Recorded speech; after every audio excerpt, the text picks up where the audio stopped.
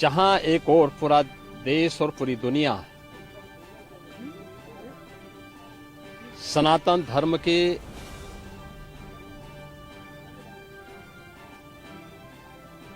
इस सबसे बड़े आयोजन का साक्षी बनकर के गौरव की अनुभूति कर रहा है, प्रफुल्लित है, वहीं दूसरी ओर सनातन धर्म के खिलाफ सुपारी लेकर के षड्यंत्र करने वाले तत्वों के द्वारा लगातार शरारत पे शरारत करते हुए झूठ के और असत्य के नित नए प्रतिमान भी गढ़े जा रहे हैं।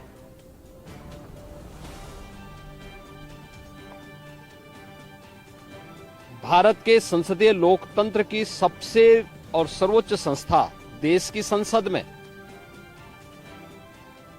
कांग्रेस अध्यक्ष श्री मल्लिकार्जुन खड़गे और समाजवादी पार्टी के अध्यक्ष श्री अखिलेश यादव का वक्तव्य इस ओर सबका ध्यान आकर्षित करता है। ये दोनों वक्तव्य न केवल इनके सनातन धर्म विरोधी चरित्र को उजागर कराता है, बल्कि इनकी उस गिद्ध दृष्टि की ओर भी सबका ध्यान आकर्षित करता है जो लगातार इस महाकुंभ के खिलाफ पहले दिन से दुष्प्रचार कर रहे हैं। इनका ये बयान न केवल सनातन धर्म पर प्रहार है, बल्कि निंदनीय भी है और शर्मनाक भी। कांग्रेस अध्यक्ष का यह कहना कि प्रयागराज कुंभ में मौनी अमावस्या के दिन हजारों लोग मर गए, हमें अफसोस होता है एक इतना वरिष्ठ नेता, कांग्रेस देश की जो सबसे पुरानी पार्टी है, उसके अध्यक्ष से अपेक्षा की जाती है कि वो एक मर्यादित बयान देश की संसद में रखें, और इतना गुमराह करने वाला बयान, झूठ पे झूठ, ऐसे ही समाजवादी पार्टी के अध्यक्ष का बयान, एक प्रतिस्पर्धा दोनों दलों में है, कौन कितना सनातन विरोधी वक्तव्य दे सके। ये कहना कि कोई आंकड़े नहीं दिए गए, यहां से प्रशासन से जो बयान जो आंकड़े दिए गए, उन आंकड़ों को मैंने भी सबके सामने रखा। घटना दुखद थी, हर व्यक्ति दुखित था, और जितने क्विक रिस्पांस से मेला प्रशासन, police, NDRF, SDRF, civil defence, इन सब ने मिलकर के घायलों को हॉस्पिटल पहुंचाने का काम किया, अपने आप में एक मिसाल है। करोड़ों लोग प्रयागराज में उस दिन उपस्थित थे। ये दोनों दल चाहते थे और सनातन धर्म विरोधी चाहते थे कि बड़ा हादसा हो जाए।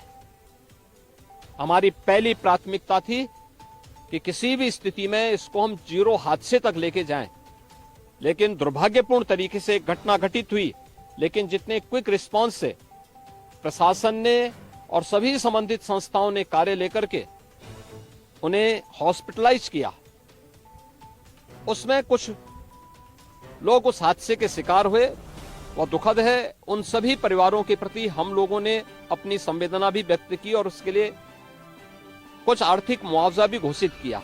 यद्यपि किसी व्यक्ति की कमी मुआवजे से नहीं हो सकती, लेकिन तब भी हम लोगों ने एक प्रयास किया, घायलों का प्रॉपर उपचार कराया।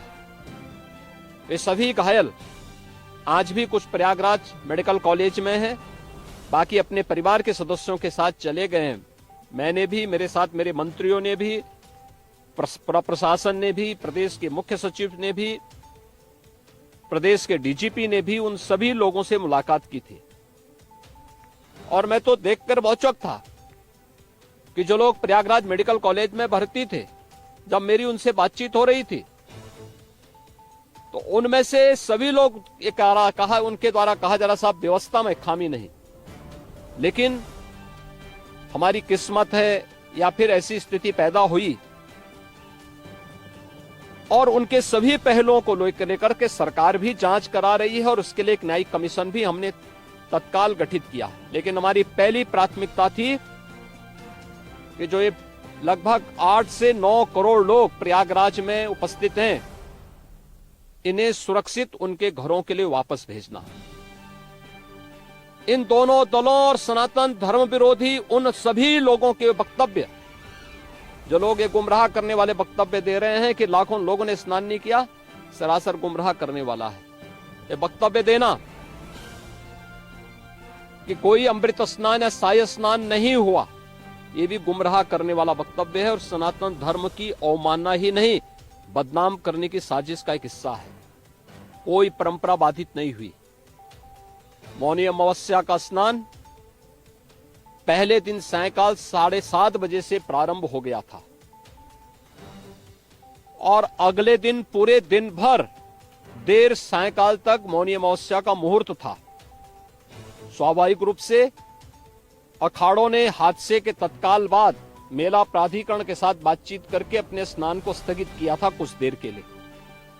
और फिर जब मेरी उनसे बातचीत हुई दोपहर के बाद, सभी अखाड़े और पूज्य संतजन, आचार्य महामंडलेश्वर, वे इस स्नान का हिस्सा बने और वही परंपरागत तरीके से सभी स्नान भी हुए।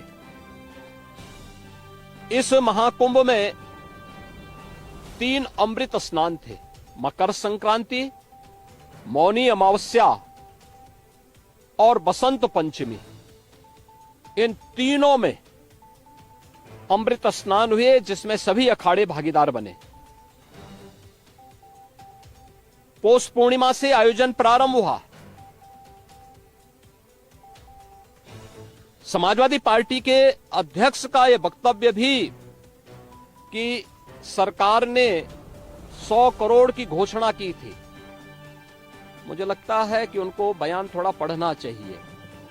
ये लोग 12 बजे सो करके उठने वाले लोग हैं। कार्यालय स्टाफ जिस प्रकार का इन्हें नोट बना करके देता है, ये उस प्रकार का वक्तव्य बना करके सामने प्रस्तुत करते हैं और फिर उसके अनुसार उसको लीडर के रूप में नहीं बल्कि एक रीडर के रूप में सबके सामने उस वक्तव्य को पढ़ करके अपनी जगहंसाई करते हैं और राजनेताओं की भी जगहंसाई करते हैं। यही स्थिति इन्होंने, मैंने बार बार कहा कि महाकुंभ में 40 से 45 करोड़ श्रद्धालु इस पूरे महाकुंभ के आयोजन में भागीदार बनेंगे। और मुझे बताते हुए ये भी प्रसन्नता है कि पिछले 22 दिन के अंदर इस महाकुंभ में 38 करोड़ श्रद्धालु अब तक यहां आ चुके हैं। अगले 22-23 दिन तक यह आयोजन और चलेगा। इन 22 दिनों के अंदर भी श्रद्धालुओं के आने की पूरी वो है। आज भी आप देख रहे होंगे, कल बसंत पंचमी अंतिम अमृत स्नान संपन्न हुआ। माघी पूर्णिमा 12 फरवरी को और महाशिवरात्रि 26 फरवरी को होगा। करोड़ों की संख्या में देश और दुनिया का हर श्रद्धालु आना चाहता है। आज भूटान के महामहिम नरेश ने भी यहां पर अपने देश के तमाम लोगों के साथ में इस आयोजन में वे सहभागी बने।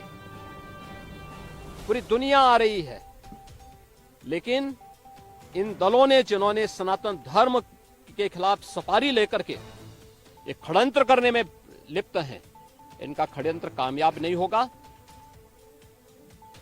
29 जनवरी के हादसे की तह में हम लोग जाएंगे, षड्यंत्रकारियों को बेनकाब करेंगे और उन्हें सजा कैसे दिलाई जाती है यह आपने उत्तर प्रदेश के अंदर पिछले 8 वर्ष के अंदर देखा होगा, आगे भी आप इसको देखते रहिए।